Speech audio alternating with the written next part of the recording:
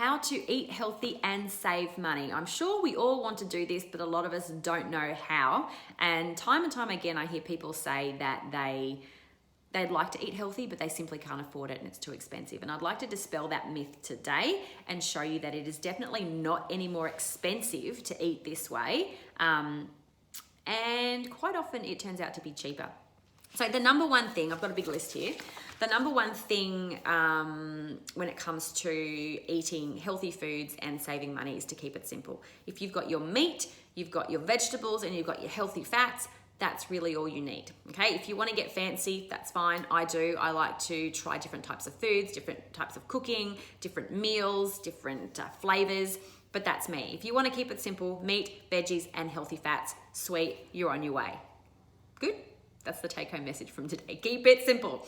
Number 2, in the long run, it is cheaper to stay healthy. Less medical bills, less supplements, less medication, less time off work, longer life expectancy, and a more enjoyable life. So you weigh up the expense now as to what it would be if you ended up with a serious illness. A lot cheaper to eat healthy food. Number 3, add up your current budget and be realistic about how much money you spend already. Add up all the snacks, add up the takeaways, the drinks, the trips to the cafes, chocolate bars. When you go to the movies, you buy the popcorn and the Coke. How much does that add up to realistically? You can't say something is more expensive if you aren't realistic about what you're already spending each week already, including all foods and drinks. I'm just going to prop this up there if I can read it. Yeah. Eating LCHF, eventually you will end up eating less. I'm sure a lot of you are finding that out already. You'll have less snacking, you'll be grazing less, and you'll be spending less on food. You don't need to have the cupboard stocked with snack foods. Shopping around the perimeter of the supermarket and avoiding the aisles and expensive convenience foods. Generally, stores are set out with the fresh produce, then the chiller cabinets with meat, dairy, fish and delicatessen and things. So shop around the perimeter. Only go down the center aisle if you need to grab something out of like the health food section in there. Stop buying junk food as well. There is no nutrition in sodas, snacks, cakes, biscuits, sweets, all that sort of stuff. Just forget it, wipe it out of your budget. You don't need it there anymore. Stop buying juices, energy drinks, and fizzy drinks. Complete waste of money. Drink water. Take a water bottle with you and refill it. Your aminos, up there, your amino switch, which is full of amazing protein that goes straight to your muscles to help them build up, is what you should be spending money on if you're going to spend money on something other than water. So all you need is water, maybe some amino switch in your drink bottle, or kombucha, which you can buy. Yes, it's kind of expensive, or you can make your own. Really, really inexpensive, really easy to do and really tasty. Stop buying bread, rolls, bagels, all those sorts of bakery foods. No nutrition there, high in carbs, and they will leave you feeling hungry again in an hour or two. So while you think you're full, you're not. You're going to need more food not long after. Stop buying convenience foods and microwave meals. You're paying for the convenience of a factory to make your dinner. Prepare your own meals ahead of time. Stop buying cereals. These can be super, super expensive. You can simply make your own. I've given you a coconutty granola recipe. Take that, modify it according to your tastes. Far cheaper and much, much better for you. You don't want highly processed foods that are high in carbohydrates and loaded with grains. You want to avoid all that. Stop buying takeaway. Takeaway is not cheap anymore. You go to McDonald's, you're going to spend $30, $40 for a family. It's definitely not a cheap meal these days. Just go buy a pre-cooked chicken, bag of salad, some cheese, maybe some strawberries or something from the supermarket. Much cheaper and much, much better for you. Stop buying snack bars, muesli bars, other high sugar treats. Even protein bars. I mean, if you need something, I'll grab sometimes I'll grab a Quest bar. I don't agree with all the ingredients in there, but if it's, we're in the middle of nowhere and there's a service station and it's either a Snickers or a Quest, I'll grab a Quest bar. But again, prepare your own foods. Don't buy these things if you can avoid it. Start having fun and experiment with your cooking. Don't make it complicated. Just throw some ingredients together and see what you come up with. Get your kids involved. Cooking is the number one beneficial thing you can do for your health. And you want to know what goes into your cooking. So, I don't know, it's much cheaper to cook at home than it is to eat out. So just learn how to cook. Leftovers are king. I live by this. Always make a little bit extra so that you've got a variety of leftovers in the fridge. If anyone's hungry, they go there and pull it out rather than reaching for the snack foods that are no longer in your pantry. While the oven's on, cook a dessert or make some extra meals for the week. Freeze them for when you come home late and don't have food to cook. It's going to stop you from buying expensive convenience foods when you know that there's nothing at home. So cook extras when the oven's on. Number 18. I don't know if I like this one or not. Do you really need that new pair of shoes or any unnecessary clothing item? Get your priorities in order. Get realistic about where you spend your money. Don't make the excuse you can't afford good food when you're actually choosing not to buy the good food and to spend your money elsewhere. Freeze anything that's about to go off. Use the frozen fruit in smoothies and the frozen vegetables in soups, slow cooker meals. Any meat about to come to its expiry date, freeze that too and just defrost it on the day. I always buy meat heavily reduced when I'm out and I freeze it. I've got almost floor to ceiling, huge big freezer that is just, full of things close to their use by date. Very, very good. Pack your fridge and freezer well so it runs efficiently. It should neither be empty or so overpacked that the airflow is hindered. This is going to save you needing to purchase a new fridge or freezer. Shop without the children when you can. Pester Power is a well-known marketing tool which can increase your purchases. Sure, most of us can relate to that. Compare prices per 100 grams. Some foods appear cheaper but are in smaller packets or individual portions, which bumps up the price per 100 grams. So always compare per 100 grams if you can. It's like when you compare your carbohydrates on the back of a packet or your sugars, make sure you have a look per 100 grams rather than for the serving size. If you can't afford free range or organic produce, don't. The people who need help the most can't afford these. We all know that going free range and organic is better for our health, but don't let this stop you from buying better. You can still buy healthy food cheaply. It doesn't always have to be organic or free range. Just buy the best that you can afford.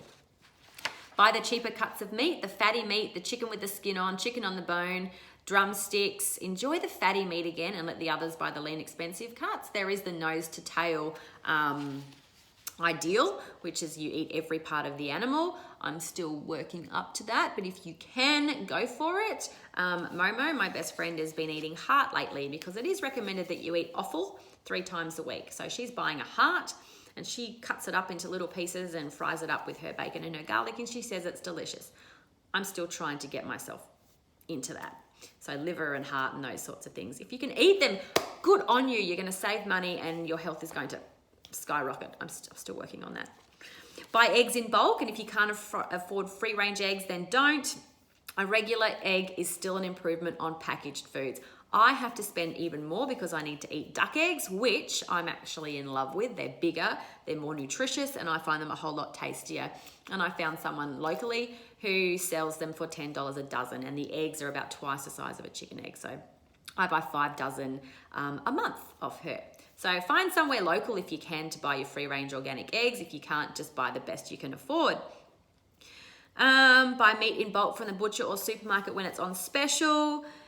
My butcher gives a discount when you buy a few kilos of meat, then packages it up for me in 500 gram bags. So if you don't want the effort of going to a butcher, don't go to the supermarket and buy the best you can. I always shop around and get what's on special. What else have we got? Don't buy pre-packaged salad bags. Buy lettuce, some carrots and other ingredients and make your own bag of salad mix every few days. I do this. I make a big container of salad. I actually make 2, one for Chris and me and one for Charlie because she doesn't like tomatoes and she has dairy. So I make 2 different salads and they're always in the fridge, quick and easy to pull out for the meal there. And if you just want to pop it in a container and take to work, you can do that. If you can start a veggie patch, I'm very jealous of you. I don't have one and I would love to have one. You can grow your own fresh seasonal vegetables. That would be amazing. So if you can do that, go ahead and do that. What else have we got? There's so many. I'm just trying to weed through the important ones. Don't buy food if you don't need it. Use what you have already. Try and put off going to the supermarket, butcher, grocer for one more day. I could follow that advice. Challenge yourself to come up with a new recipe from what's already in your cupboard or your pantry. Plan ahead and plan your meals, even if it's for 2 to 3 days, so you're not forced to go and buy expensive convenience foods. Cut back on the treats such as chocolate and wine if the budget's tight. Limit them to once a week, once a fortnight, and then you'll have more to spend on good quality meals. We shouldn't be drinking wine in this challenge anyway, but when the challenge is over, you're more than welcome to go back to drinking wine if you like. Obviously not a lot of wine, and organic, preservative free is what you'll be after. When it comes to money, really prioritize. Do you need the wine? Organ meat, I already covered that.